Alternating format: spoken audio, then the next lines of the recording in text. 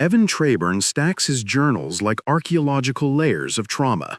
College psychology student by day, unwilling archivist of his own forgotten pain by night. The notebooks aren't a choice, they're prescription from a childhood therapist treating a boy whose mind went blank during life's most unbearable moments. Kindergarten drawings so disturbing they belonged in clinical case studies. Violent outbursts that terrified his mother. Memories that simply vanished when reality became too much to process. This is the narrative anchor of The Butterfly Effect, Eric Bress and J. Mackie Gruber's 2004 psychological thriller that transforms chaos theory into the most personal of horror stories. What begins as a young man confronting repressed memories becomes a devastating exploration of how the past shapes identity, and whether love can overcome the fundamental mathematics of cause and effect. The film's central conceit unfolds through Ashton Kutcher's Evan, whose discovery that reading his childhood journals literally transports his adult consciousness into his younger body. But this isn't the whimsical time travel of Back to the Future. It's something darker, more desperate. Each journey backward is motivated by love, specifically his desire to save Kayleigh Miller, his childhood friend whose life has been shattered by her father's abuse. In the present timeline, she's become a waitress at a diner, emotionally distant and scarred.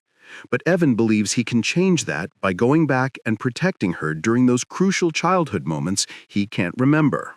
The screenplay builds its case methodically, revealing how each of Evan's well-intentioned interventions creates ripple effects that fundamentally alter the present.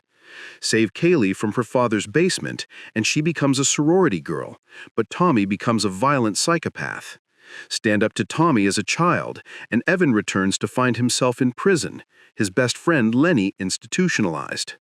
The film's most devastating sequence shows Evan attempting to save everyone simultaneously, only to return to a timeline where he's lost both his arms in a childhood explosion, confined to a wheelchair while watching his best friend date the woman he loves. Kutcher's performance anchors these increasingly dark scenarios with surprising emotional authenticity. The actor, known primarily for romantic comedies and Punk'd, taps into something genuinely haunting here. A man whose memories have become weapons against himself. There's a moment where Kayleigh offers him a granola bar in the timeline where he has no arms, and his prosthetic hand crushes it. The scene could have been laughable, but Kutcher plays it with such quiet devastation that it becomes heartbreaking instead.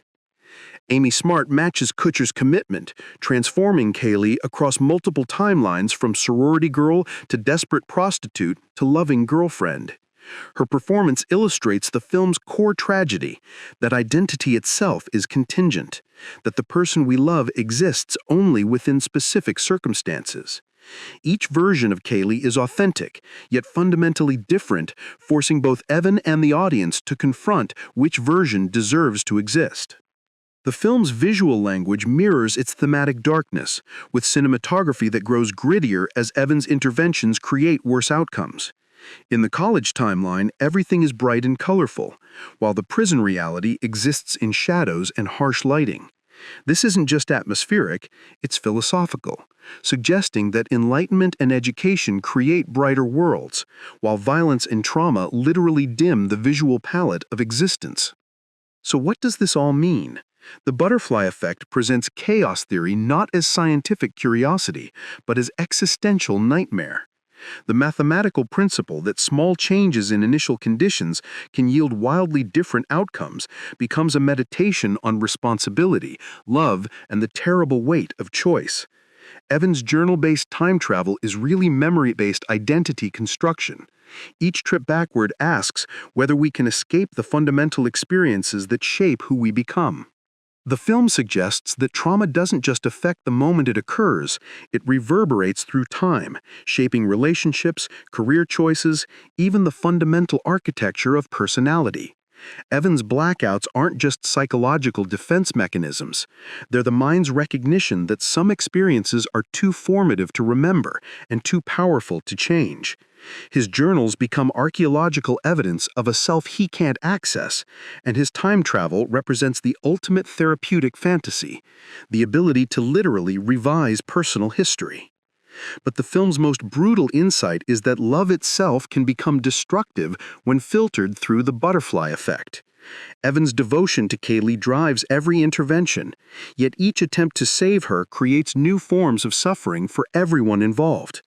The movie asks whether it's possible to love someone so much that the loving itself becomes violence. This connects to something profoundly human about our relationship with our own past. We all carry journals of trauma, maybe not physical notebooks, but emotional records of moments that shaped us. The butterfly effect suggests that our desire to edit these experiences, to go back and choose differently, might be the very thing that imprisons us. Perhaps healing comes not from changing the past, but from accepting that our scars are what make us who we are, and that who we are might be enough. The film succeeds because it treats time travel not as escape, but as confrontation. Each journey backward forces Evan to experience his trauma more fully, not less. By the end, he's not running from his past, he's learned to live with it and, more importantly, to let others live with theirs.